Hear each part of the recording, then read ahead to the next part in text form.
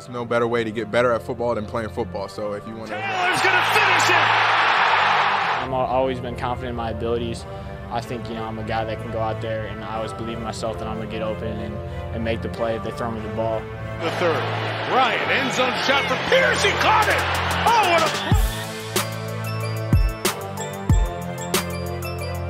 a... Hello, everyone, and welcome to the Colts Cast. We're here to talk about everything and anything Indianapolis Colts. Of course, my name is Eric Smith, co-host of the Colts Cast. Alongside me, as always, I have co-host Jamal Lawrence here. Yo, what up? Yo, if you're on YouTube, go ahead and we're not even gonna do it today. Just hit that subscribe button. Look, we've been seeing a lot of could be smoke screens. I don't know what it is, Jamal. We got planes, we got Colts planes everywhere. No, we got people going to Will Levis's workout. Yep, we got. Who's it gonna be, man?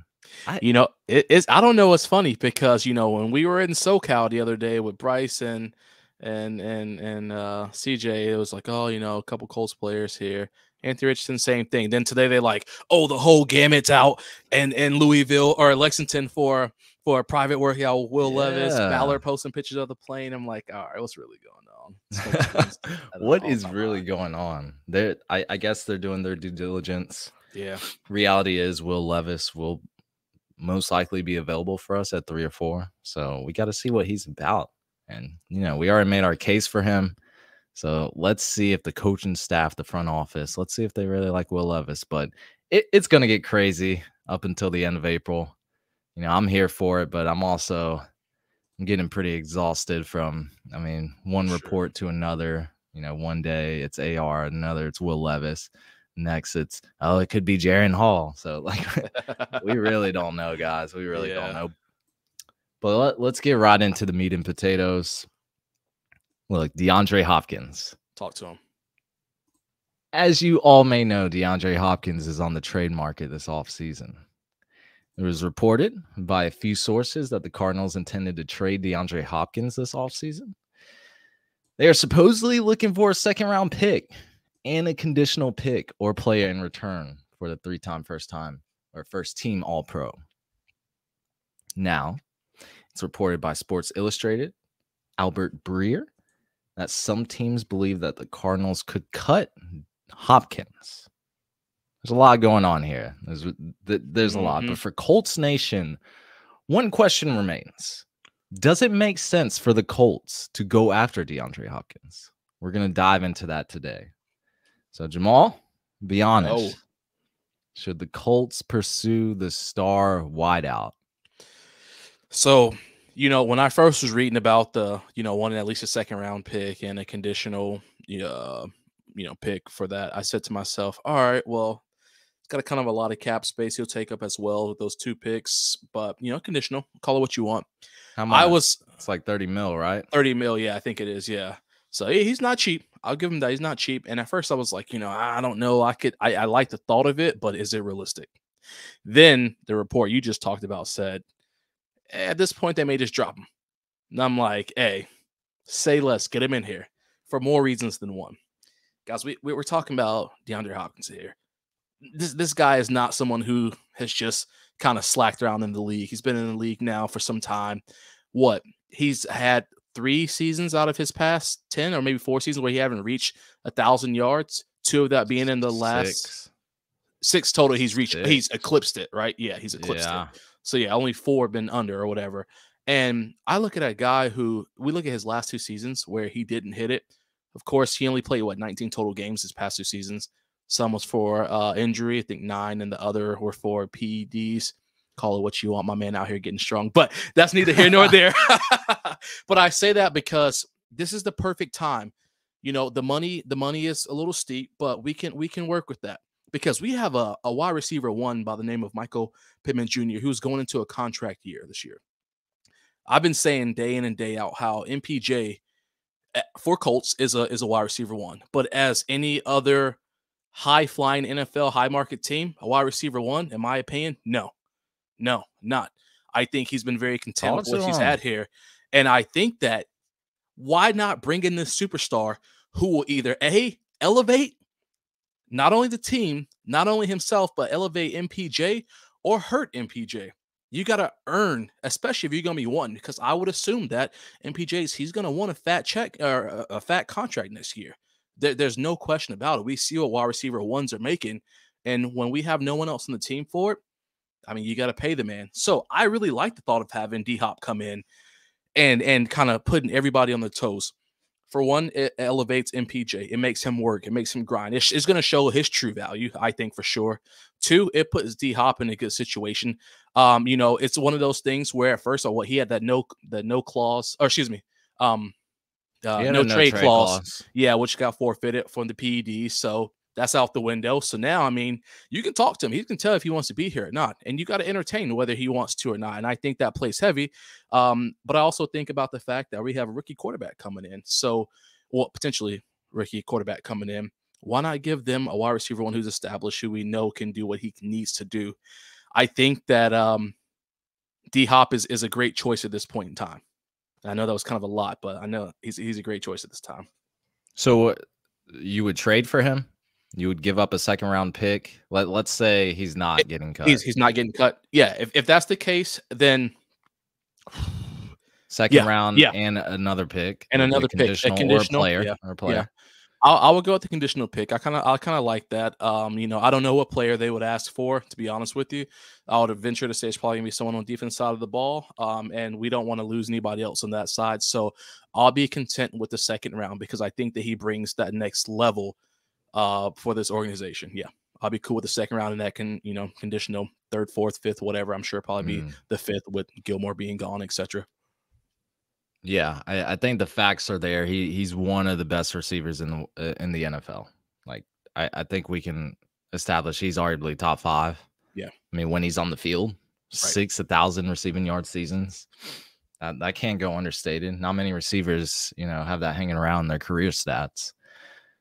That question kind of gets countered with another question, So if you believe the Colts will draft a wide receiver in the second round, would you rather have DeAndre Hopkins or Jalen Hyatt? Ooh, that's Hopkins tough. Or Josh Downs? Zay Flowers, Hopkins. Like that's where you're at, because if he's really worth a second round pick, if that's what the Cardinals are wanting, they don't actually cut him. That's just flat going out the window. That's what you have to question. So Would you rather acquire an established perennial all-pro receiver who's entering their age 31 season in 2023, or would you look to draft and fill our wide receiver need with a younger guy, but not someone who's guaranteed to pan out, not someone who's established, not someone who's put up, all-pro numbers, a rookie, essentially? So that's what it really boils down to. So you want me to answer that question or no? Because I can answer it. All right, bet. So I'm gonna have to say I'm gonna go with a 31-year-old D-Hop. I still think he is on the uptick. He has not reached his peak. I think that he still has some to go before I shouldn't say he hasn't reached his decline. I'm not gonna say he hasn't reached his peak, but he hasn't hit that decline yet. We're riding steady with him. So I think that having an established receiver in the room will do it. Again, I take it back to what I just said with MPJ going into a contract year. We let go of Paris Campbell. We picked up Isaiah, and we have Ashton Dulin. I need someone in this wide receiver room, because I said it all last year too. I need someone in this room who tests them, who puts these guys up to the challenge.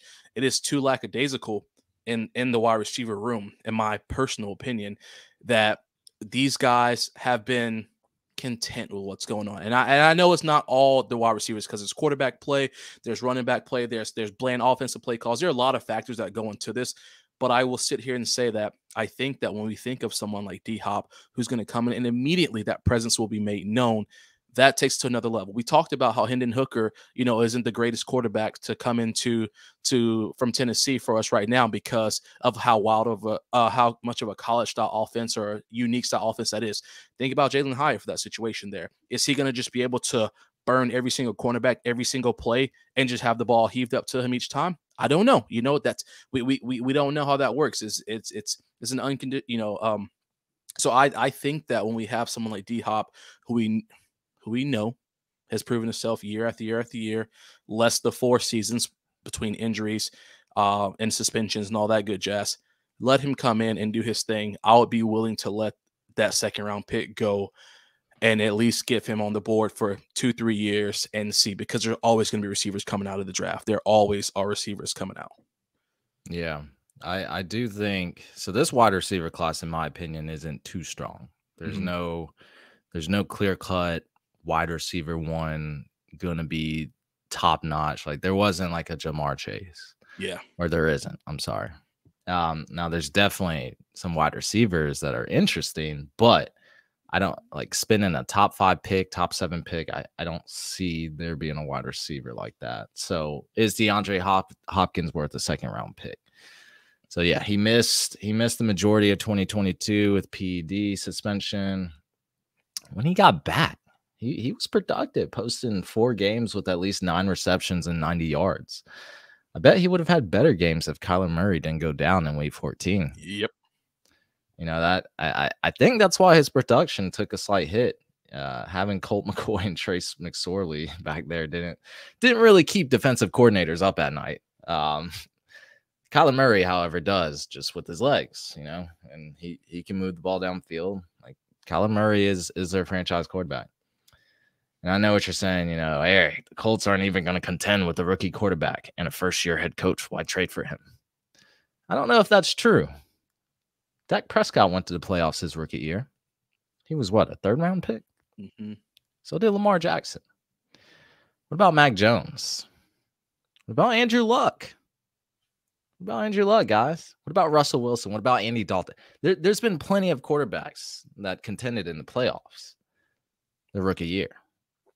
And I feel like, you know, the AFC South, no matter how it went down last year, it's still one of the weakest divisions.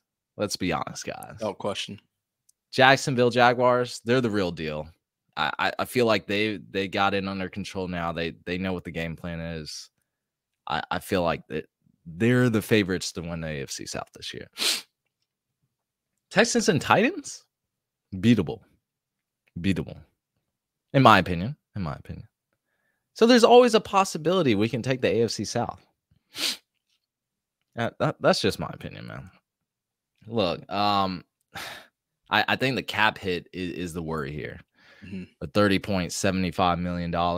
I think that's the reason why most teams aren't going to trade for him.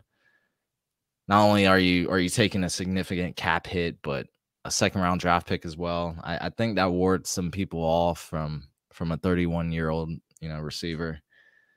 But he's worth that 2nd-round pick. I do think that. That's where that better scenario comes in. That they cut him, we sign him, and we don't have to give up draft capital. I think Hopkins would inject just a new life into our wide receiving core, like you were saying earlier, Jamal. He would instantly become the wide receiver 1 in our offense, no matter how much you love and like Michael Pittman Jr. I have his jersey in my closet. I like Michael Pittman. But when you bring in new Hopkins, it's different. It really is. Sure, he's getting a little older, but he's still playing at an elite level. I think he still has multiple elite seasons ahead of him. If I had to bet, now Jerry Rice, did you know Jerry Rice played till he was like 40? Yeah, he's different. Yeah, he built different. Yeah. We've seen receivers go into their early 30s still performing at a great level. You know, Devontae Adams is 30. Randy Moss went to about, 33, 34. Calvin Johnson, I think, might have retired when he was 30. They still perform at a high level in their 30s. And DeAndre Hopkins is a different type of receiver. So I just think he's the guy. You got a 3rd and 7. You need to convert to at least get in field goal position. He's that guy, that's going to get open. Yep. He's going to win it no matter what. No matter how good the coverage is, he's always winning contested catches. Name a time you've seen him have a drop. I don't watch a lot of Arizona games, but he's not dropping the ball. Diamond hands right there. Come on, man. DeAndre Hopkins is built different. And I don't think we're rebuilding. I still think we're just retooling. And we have some amazing players at different positions. Shaquille Leonard going to be back healthy, I hope. And if he is, I mean, he's an impact player. That's why he's like the second highest paid linebacker in the NFL. Jonathan Taylor is still back there. Have we forgotten about him? Forrest Buckner, he still has a bionic arm, right? Come on, a lot of great pieces. A lot of great pieces. I don't think we're talentless like the Texans or Bears. I just don't see it, right, Jamal? And yeah, you're exactly right. And that's what so many people forget. Like, we are not a team that's sitting here and say, oh, you're just wasting money. You're just wasting draft capital by putting these people. No, because we have the tools. As I've said over and over again, it's just one small little twist and tweak here and there. And it's taken the Colts a very long time, the past 5 years, to start getting it underway. And it's finally starting to all come together. So why not get somebody who's going to elevate your team? What I just looked at, I think his drop rate since 2020 and in Arizona is like a 1.8% or something crazy like that. I mean, like you said, Eric, 3rd and 7, throw the ball to him. He's going to catch it. He's going to catch it. And I just think that you can't really question if he should be on your team and how he's going to bring something else to the next level. And again, like I said, he's around other star Pro Bowl players, these players who want to try to take this team to the next level, because we know that's what it's about at this team. You're going to be playing for the Colts. You have one thing in mind. You want to try to get this to the next level. And these guys wouldn't still be here. They'd be demanding trades if they thought this team wasn't close to, each to making that next step every single time they touch the field. They're still here. So why not go ahead and bring someone else who's going to supplement your offense like none other with a guy like D-Hop? Yeah, I think so. If he gets cut, I think he's going to go somewhere. I believe he wants to go to a contender, a real contender. A contender that's someone that's viewed as a real contender. So like the Cowboys, the Chiefs, something like that. He wants to go somewhere where he can maybe finish out his career with a ring, which is fine. But that money does talk, and we do have a good bit of cap space available. So I'm just saying, if he gets a good deal that we can offer that other teams won't be willing to offer. Just saying, he could be there. Yeah. Let's add to our wide receiving core with the best available receiver on the market. The best available, probably this whole off season. Yep, without question. And again, y'all know how I feel about Chris Ballard, but I'm sure he got away with words. Man, do your due diligence. Go talk to him. Sell him a pipe dream. I mean, it is what it is. We know what it comes down to. Because like you said, he can try to go to someone like the Cowboys, something like that, who is on paper a contender. We know that, but we know how it pans out for them every single year.